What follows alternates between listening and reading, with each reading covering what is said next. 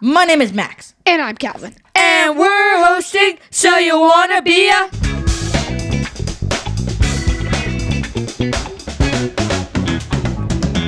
Today's episode's idea comes from Will, who wants to be a pilot when he grows up. Great choice, Will. Flying an airplane sounds awesome, but there's a lot more to being a pilot than just sitting in the cockpit and steering. Before the airplane even leaves the ground, pilots are checking the weather, planning their routes, and making sure the airplane is ready to fly. And once they're in the air, they're responsible for making decisions to keep everybody on board safe. So let's find out what it actually takes to become a pilot. Before researching this episode, I thought the pilots mostly just flew the airplane. That's obviously a big part of the job, but their work actually starts long before they take off. First, they need to know what the weather will be like along their route. Because it could be sunny where it takes off, but stormy hundreds of miles away. Exactly. They also plan the route, check on how much fuel they'll need, and look over important information about the airplane. Do pilots inspect their airplanes too? They do checks before flying to make sure everything they need is working properly. So by the time passengers are sitting in their seats, the pilot has already done a ton of work. Yep. Then they communicate with air traffic control, the people we talked about last time, to taxi the runway and eventually take off. We learned about the people on the other side of the radio in our air traffic controller episode. Exactly. Pilots and air traffic controllers work together throughout the whole flight. Once the airplane takes off, does the job get easier? Usually things calm down once they reach the cruising altitude, but pilots are still working hard. What are they doing while everybody else is watching the movies and eating snacks? They're checking the airplane systems, watching the weather, keeping track of fuel, communicating with air traffic control, and making sure they're following the correct route. And I guess that they start thinking about landing before they actually get close to the runway. Definitely. They check the weather at their destination, prepare for the approach, and figure out which runway they'll probably use. So pilots are almost always thinking about what happens next. It's a huge part of the job. Okay, I have a question. If an airplane has autopilot, why do we need pilots? Because autopilot doesn't replace the pilots. Think of it more as a really advanced helper. What can it actually do? Pilots can tell it things like what altitude or direction they want the plane to maintain. Then the computer controls the airplane to keep them there. Right, but the pilots decide what it should do and keep checking that everything is working correctly very often. So they definitely cannot just turn on autopilot and take a nap. Definitely not. Why does a passenger airplane usually have two pilots? Partly, there can be a lot happening at once, especially during takeoff and landing. Do they both control the airplane? Usually one is the pilot flying, while the other one is doing pilot monitoring. So what does the pilot monitor do? They might handle the radio, read checklists, watch the instruments, and double check what's happening. So both pilots are working, even if one is actually moving the controls. Exactly. It also means that there's another trained person there to catch something the other pilot might miss. I think weather would make being a pilot really difficult. It definitely can. Pilots can pay close attention to thunderstorms. Because of lightning?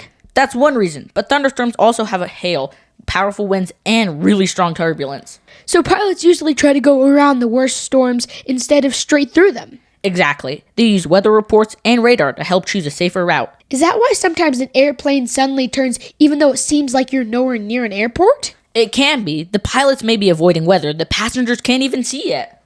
Alright, I think we're ready to get into some really good stuff. Let's get into some amazing pilot facts. Did you know that in 1982, a passenger jet was flying over Indonesia when all 4 engines stopped working? Wait, all 4? How is the airplane still flying? The airplane accidentally flew into a cloud of volcanic ash, and the ash caused all 4 engines to shut down. So what did the pilots do with no engine? They kept the airplane under control and glided while they restarted them. So a passenger airplane doesn't just drop straight out of the sky when the engines stop. Exactly. After the airplane descended out of the worst of the ash, the pilots managed to restart the engines. And they actually landed safely? They did. It's an incredible example of why pilots train so much for emergencies. Did you know that pilots and passengers have reported seeing mysterious glowing balls of light around airplanes during thunderstorms? Actual glowing balls? Yep, it's a rare phenomenon called ball lightning. It's just normal lightning shaped like a ball, right? Nope. People described it as a glowing orb that can last longer than a quick flash of normal lightning bolt. So what causes it? That's the strangest part.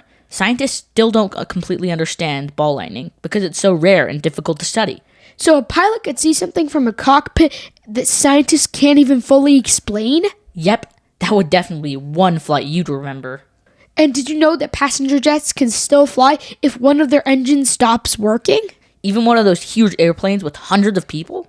Yep, multi-engine passenger airplanes are designed and pilots are trained to safely handle engine failure. Wouldn't losing one engine make the airplane pull towards that side? It can, so pilots use controls to keep the airplane flying where they want it to. And then they find somewhere appropriate to land.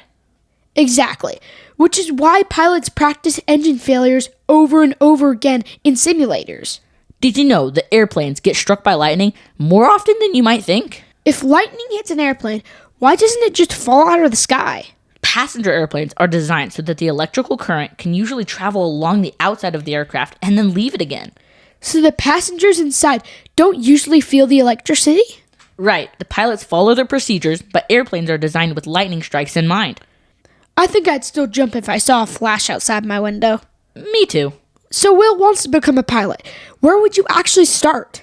A lot of pilots start by taking lessons in a small airplane with a flight instructor. Do you actually get to control an airplane when you're learning? Yep, your instructor is right there helping you learn things like the controls, takeoff, landings, weather, and radio communication. Then, eventually, you get to fly without an instructor?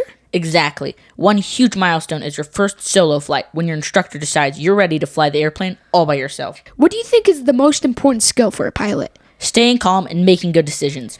I'd say paying attention to details too. Definitely. Pilots use checklists because there are lots of important things they never want to forget. Communication has to be a big one too. It is. Pilots communicate with each other, air traffic controllers, flight attendants, and other people throughout the flight. And I guess being willing to change your plan matters too. A lot. Good pilots don't take unnecessary chances just because they want to get somewhere fast. Before this episode, I mostly thought that being a pilot meant you were really good at controlling an airplane. Now we know that flying is only one part of the job. Pilots study weather, Plan flights, work with air traffic controllers, monitor the plane, and practice emergencies that they hopefully never experience for real. Then if something unexpected does happen, all that training becomes really important. Like losing 4 engines over Indonesia. Or seeing a mysterious ball of lightning outside the cockpit. I can definitely see why Will wants to become a pilot. Same here. It's a lot of responsibility, but you also get to do something humans have dreamed about for thousands of years. You get to fly. And that's pretty hard to beat. Alright, that's it for today's episode. We hope you had fun learning about what it's like to be a pilot. And give a big thanks to Will for giving us the idea for today's episode. And if you want your name in the job you want to be when you grow up, featured in one of our episodes, head to maxandcalvin.studio. Thank you, goodbye.